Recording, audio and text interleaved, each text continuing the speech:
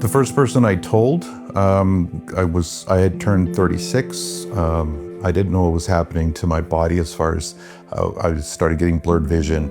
I wasn't feeling well. You know, when I went to the doctor and trying to find out what was going on with me, you know, she asked me, you know, what's going on in your life? And the first thing I blurted out was, I've been sexually abused when I was a kid, and I've been holding all this in. And just telling her that, it was such a relief. But back then, the only healing I could do was to send me to a psychiatrist, which gave me medication. It numbed me. I didn't really get any healing out of it.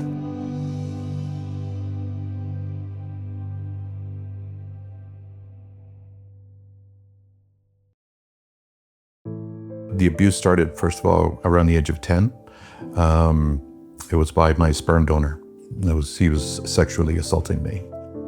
It would go from anywhere from 2 to 3 times a week to every day. And it went on to about when I almost turned 17. Grab a 100-pound barbell and take that with you wherever you go. And that's the weight. And secondly, that voice in your head, it is screaming to get out. And at the same time protecting you, saying, you know, you're not safe here, go home, go home, go home, go home. It's a constant thing. I only told 5 people in my life, and people that I knew I could trust with this secret. I'm still leery as to who I say it to.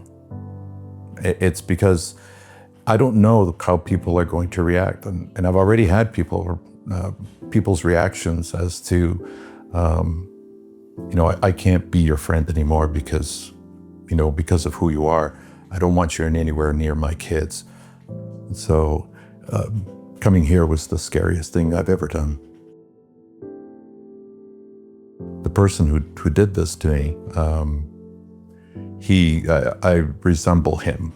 I have similar features. And so for the longest time, that's the only person I saw when I looked in the mirror. I don't like looking in the mirror in the first place because of it. But it wasn't just recently that I started to see me and not the perpetrator. It's natural for me to just say, damn, you're ugly. You're not worthy to even be in the same room with certain beautiful people. You know, you're broken. You shouldn't be sitting here. You know, those are the things that cross my mind a lot. And I struggle with it.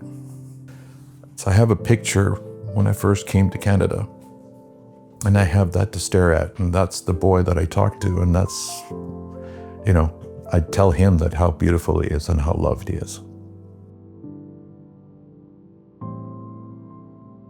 I've been asked on a few occasions that I should forgive. I can't do that. There's no way I'm going to do that. And in all honesty, I believe that I wasn't put on this earth to forgive people. I'm not the judge, I'm not the jury. The man above is the person that does that. If I'm having a bad day, I meditate. I certainly pick up the phone and I talk to the people that are there for me. Once I met my second wife, I was like, holy cow. It was like God had dropped an angel.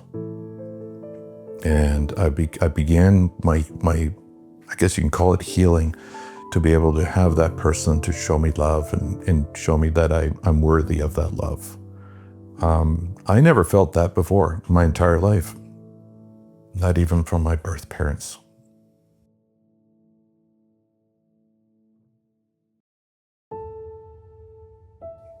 She's been extremely supportive.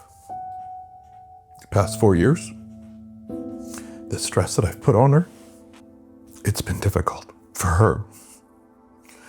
You know, that person, I don't like hurting anybody.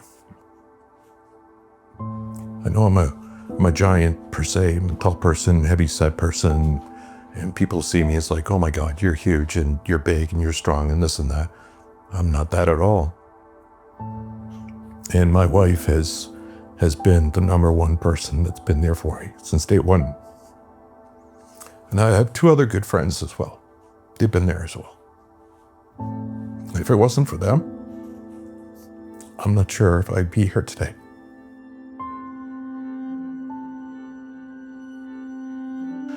I wanted help. I didn't know where to go for the longest time. And I'm 58 today. And so 4 years ago, I was 54 when I finally started speaking to an actual therapist and getting help. The more I talked to people in groups, so on and so forth, I was feeling better. And I was letting it out. I wasn't opening up. It's hard for me to explain, but I wasn't opening up wounds. I was just letting it all out, all that feeling out, all those emotions out. You know, now I can actually say, I'm not okay. I'm not having a good day today, you know, or I'm not having a good week. You know, that healing, it's peace. That's what it means to me. It was January of this year, I dropped the mask.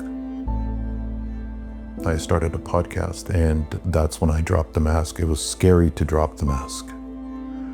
I cried for a long time.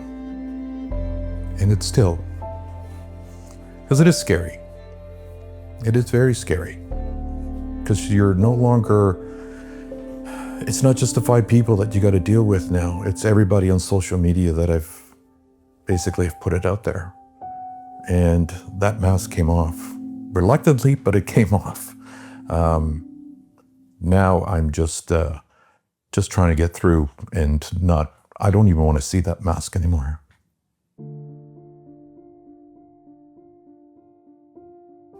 I don't want to feel like I'm broken, or I have a sign on my forehead that says I'm broken or damaged.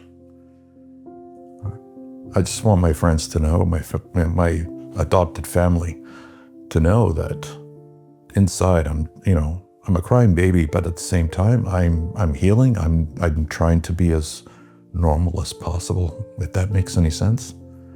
One day that voice will stop talking. That's what I'm fighting for. I'm fighting for that one day that I no longer want to feel shame or guilty. And that one day that I wake up and I say, today is a beautiful day. I'm not hearing anything. It's peaceful. Opening up the wounds is the answer. And that's where today you may find it difficult to heal, to listen to those wounds, because that's what you're ultimately doing, in my view. But you have to listen to them. The first step is always the scariest. You know, there's no hiding that. But if you've made it this far, it's because you're courageous already. And that first step is nothing compared to what you've been through already.